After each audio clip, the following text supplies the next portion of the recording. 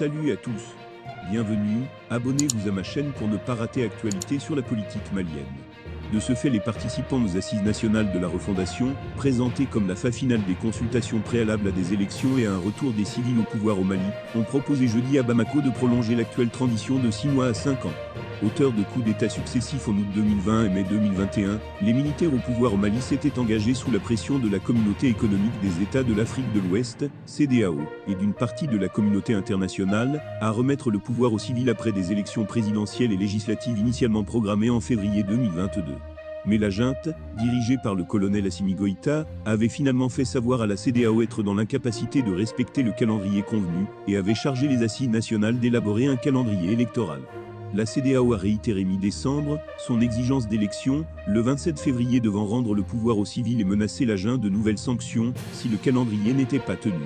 Les participants se sont prononcés pour la prorogation de la transition afin de pouvoir réaliser les réformes institutionnelles structurantes et permettre des élections crédibles, équitables et transparentes. Les délais avancés varient de 6 mois à 5 ans, indique un document lu à l'issue des assises, en présence du colonel Goïta. Présenté par les autorités comme un moment crucial de la transition ouverte depuis le putsch de 2020, ces assises, qui se sont déroulées de lundi à jeudi à Bamako, ont été boycottées par de nombreuses organisations maliennes. Ces consultations sont supposées accoucher de recommandations en vue de réformes destinées à remédier aux maux du pays pris dans la tourmente depuis le déclenchement de l'insurrection indépendantiste et djihadiste en 2012. Les participants aux assises ont également recommandé de développer de nouveaux partenariats militaires avec des puissances militaires et de dissoudre toutes les milices et les intégrer dans l'armée malienne, indique le rapport final. De fortes tensions opposent la junte à la France, ancienne puissance coloniale qui a décidé récemment de réorganiser son dispositif au Sahel, et notamment au Mali, destiné à combattre les groupes djihadistes qui opèrent dans la région. Bamako a récemment démenti tout déploiement sur son territoire de mercenaires du sulfureux groupe paramilitaire russe Wagner, dénoncé par une quinzaine de puissances occidentales impliquées dans la lutte anti-djihadiste au Sahel. Or, présente au Mali à la demande d'autorités de la transition, la France ne cesse de révéler au jour le jour son projet contre le Mali et les pays du Sahel. À l'ouverture des travaux de la phase finale des Assises nationales de la refondation, ANR, le diplomate français au Mali a brillé par son absence. L'étape décisive du processus de la refondation du Mali a commencé lundi 27 décembre 2021 et s'achève ce jeudi 30 décembre.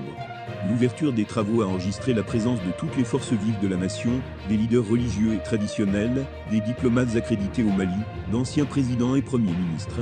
Malgré toute la solennité et toute l'importance que requiert cet événement, l'ambassadeur français au Mali, Joël Meyer, a brillé par son absence à cette phase finale des Assises nationales de la refondation. Présence illégitime, comment expliquer ce vide laissé par le diplomate français? Traduirait-il le projet de la République française de saboter le processus des réformes politiques et institutionnelles au Mali?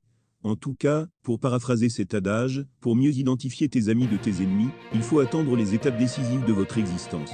À travers ce boycott des ANR par la France, le pays de l'ex-colonisateur a affiché son mépris pour le Mali. L'opposition de la France aux autorités maliennes de la transition, voire la crise diplomatique qui existe entre Paris et Bamako, n'est plus un secret de polichinelle. On se rappelle les propos du locataire de l'Élysée qualifiant ces autorités d'illégitimes parce qu'issues de 2 coups d'État. En rendant un tel jugement, le président démocratique français se montrerait amnésique ou de mauvaise foi. Car, si l'illégitimité est fonction de la manière d'arriver au pouvoir, la mission militaire française au Mali serait la plus illégitime puisque demandée, à l'époque, par un pouvoir intérimaire, issu également d'un coup d'État.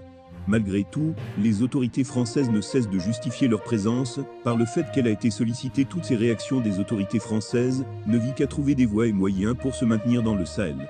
L'argument tenu pour justifier le retrait progressif de ces forces illégitimes et illégales, concentrer les efforts dans la zone des 3 frontières, Mali, Niger, Burkina Faso, n'est que de la poudre aux yeux. Pour preuve, malgré les éliminations de chefs djihadistes, ces forces du mal poursuivent leurs exactions. En plus du chef et fondateur de l'AI, Adnan Abou Wali al-Sahraoui, tué par une frappe de drone français en août 2021, 5 autres lieutenants de ce groupement ont été neutralisés par les forces françaises cette année. Ces éliminations n'ont toutefois pas empêché l'AI de continuer à commettre ses forfaits, précisent nos confrères du quotidien français Le Monde. Selon l'ONG Armes et Conflits Location et Vendata Project, ACLEI, depuis l'attaque de Kouré,